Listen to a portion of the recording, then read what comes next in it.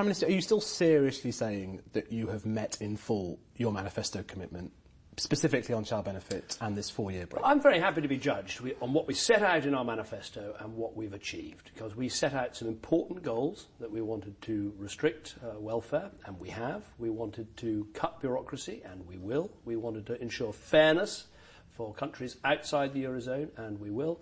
And we want to get out of ever closer union. Europe for us is about cooperation and trade and working together for our prosperity and security. It's not about a political union, and we've made, I think, huge progress on all those issues.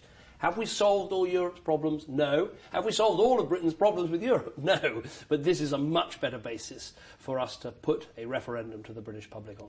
But you set a couple of things as totemic, symbolic issues that you wanted to achieve. One of those was a complete bar for 4 years for in-work migrant access to in-work benefits. You didn't get that. You've got a limitation instead. That is not fulfilling your manifesto promise. People said you will never get a 4-year ban at all in your manifesto. Said you never get that. The media said it, my political opponents said it, people that wanted to leave the EU come what may said it, and we have achieved no more something for nothing. You can't come to Britain and get instant access to our welfare system, and it's going to take you 4 years before you get full access. Now, I'm happy to be judged on that.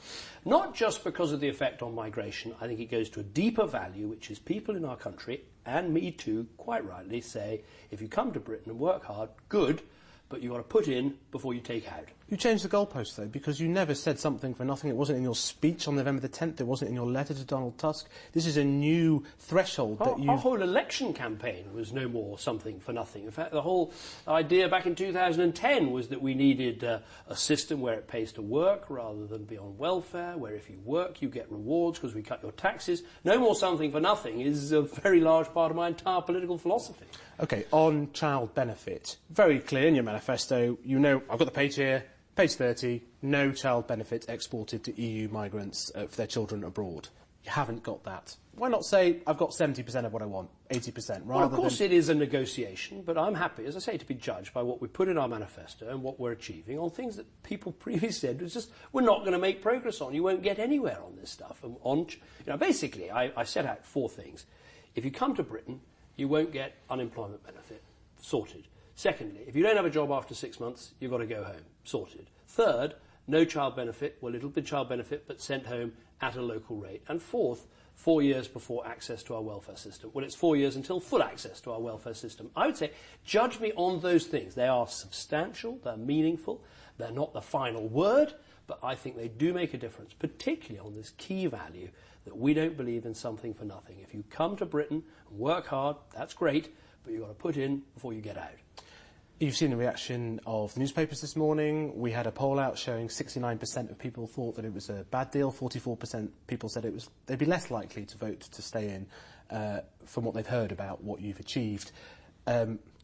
You've got to do a lot harder to win over the public on this front, do you not? On the quality of the deal. Well, I think, first of all, there are the issues that Britain has had the biggest trouble with in Europe, and that's because it's too bureaucratic, it's too much of a political union, there's not a fairness between Eurozone countries and non-Eurozone countries, and also the problems of migration. All those 4 issues are addressed to an extent by the negotiations that we look like we will be able to achieve with further hard work.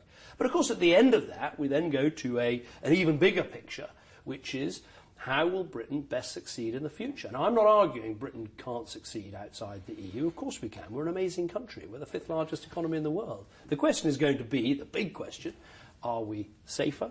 Will we have more jobs, more prosperity? Will we be more successful in this reformed Europe or out? That will be the big question, and I look forward to making those arguments. In terms of managing some of the tensions in your cabinet, surely, if you turn around, recommend this deal on the basis of economic and national security, and someone disagrees with your judgment as Prime Minister on those issues, how can you let them back into cabinet afterwards? Well, because Europe is an issue that raises great passions, and some people have very long-standing views that Britain would be better off outside the EU, and I don't want to say that those people can't serve in a cabinet of mine. So the sensible thing to do is for the whole government to pursue this renegotiation, get the best possible terms that we can, and then say to the British public, here's the choice, stay in on these change terms or leave, and allow those cabinet ministers who want to be on the leave side to make those arguments. I think to argue, to pretend that businesses or families or political parties or, all have to be on the same side in this. I don't think is right.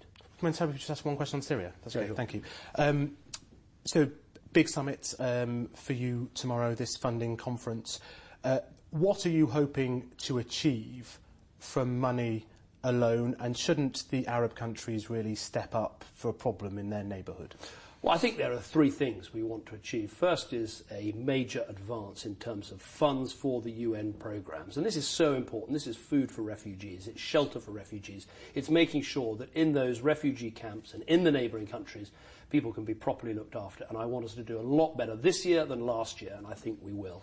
Second is education. Let's make sure that we don't have refugee children in the region or elsewhere not in school by the end of the next academic year. I think that's absolutely vital. Third, and creatively, we're trying to help those people in the region who would like to stay there and work and provide for their families. Because, of course, people's first choice would be to go back to Syria. They can't do that at the moment. Their second choice is probably to stay in the region but to provide for their children. And so helping them to do that with more work permits is something we're looking at.